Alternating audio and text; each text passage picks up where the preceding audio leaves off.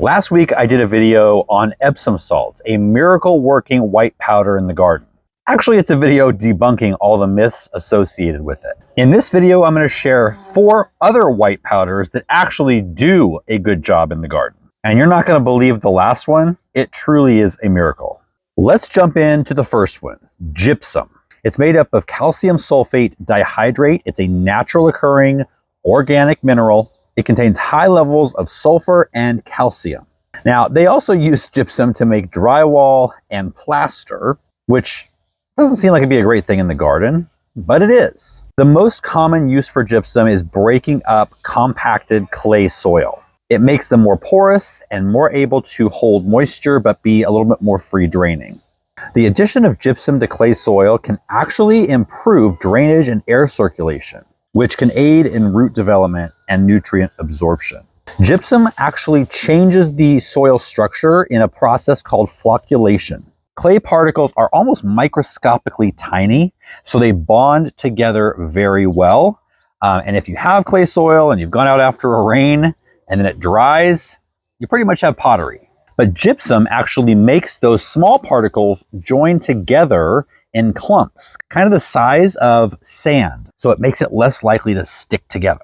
Gypsum also helps remove salt from the soil. So if you live by the beach, gypsum can really do a lot of good in your garden. Or if you're like me, a couple of years ago, I got a whole load of mushroom compost delivered that was full of salt. And I didn't know that until all my seedlings started withering away.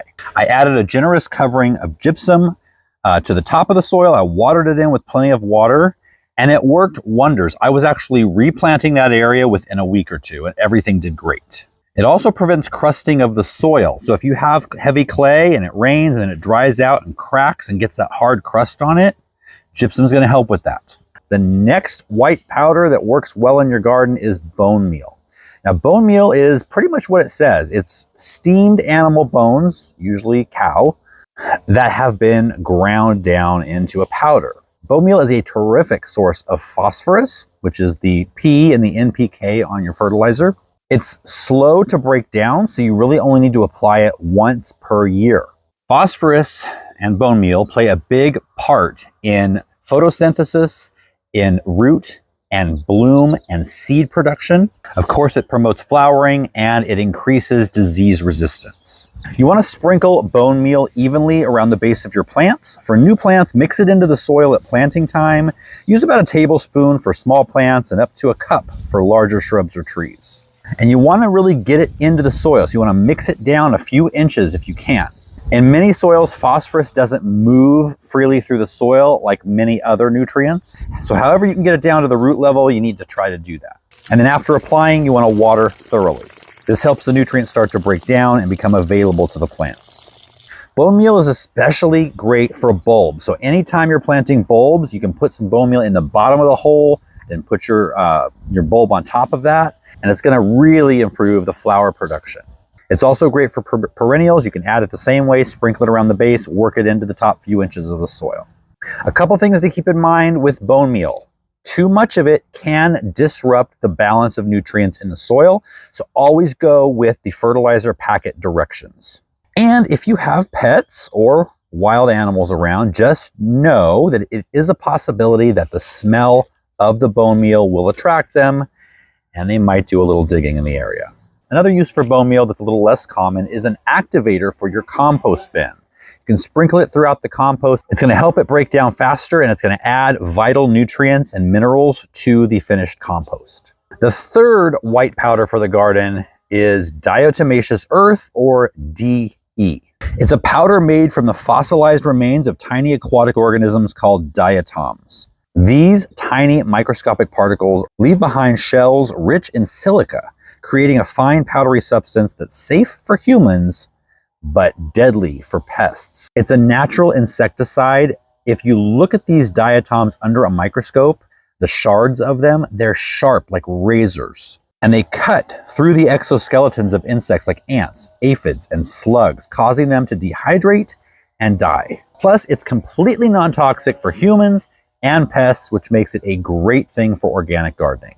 Using diatomaceous earth in your garden is simple. Look for signs of the pest activity in the garden. Usually you're going to see like ants around the beds, We use it during rainstorms right around our front door. Just a line of it is a barrier they won't cross. So you can use the same idea to keep them out of your raised beds. You can also sprinkle it on your plants for aphids, for earwigs. You can use a dust applicator for a little bit more even coverage. The only caveat to diatomaceous earth is it needs to be reapplied after each rainstorm, or if you're watering heavily in the area. It loses its effectiveness when wet. However, if you allow it to dry out, it will become effective again. But if you live in a place where it's constantly raining or foggy or misty, then several applications throughout the season are going to be necessary. Number 4 is aspirin. Aspirin's been called the miracle drug in people for years, but it does 4 amazing things in the garden. Aspirin helps your plants become more disease resistant, produce more fruit, make the fruit taste better, and actually increases the nutrient content in the fruit it produces.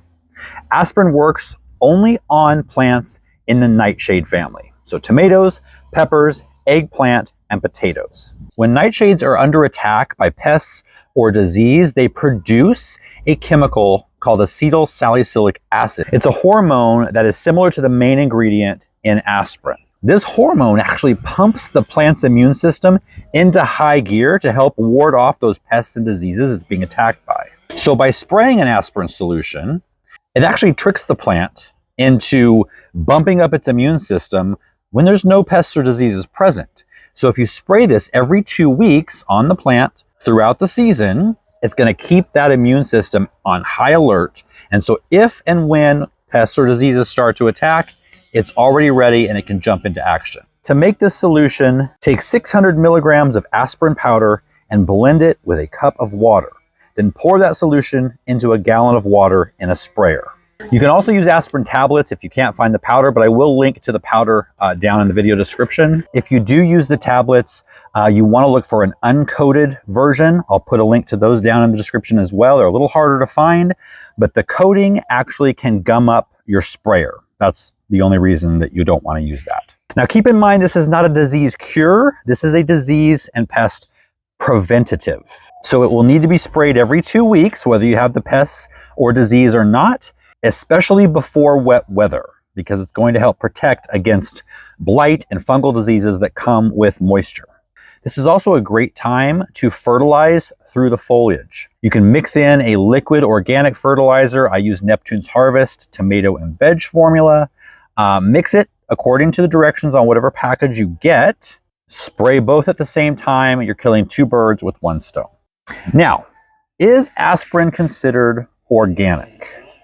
It's up in the air. I would say if you're really hardcore organic, it's probably not. However, if I had to choose between using aspirin or not getting any tomatoes, I'd choose the aspirin. Now, I have heard that you can soak willow bark in a bucket of water to pull out the acetylsalicylic acid that willow has in it. I've never done it. If you've done it, let me know down below if it worked for you. It seems plausible, and that, in fact, of course, would be organic. Now, since I revealed this secret 5 years ago, I've heard from so many of you who have used it successfully and were able to grow tomatoes in places that are wet throughout the summer, that you really had a hard time doing this before this solution. Now, if you do live in one of those areas, or even if you don't, pruning your tomatoes the right way along with this solution is going to really do a lot for your tomatoes. I'm going to put a video link right here that I'm going to show you every step how to prune your tomatoes. I'll see you guys next time.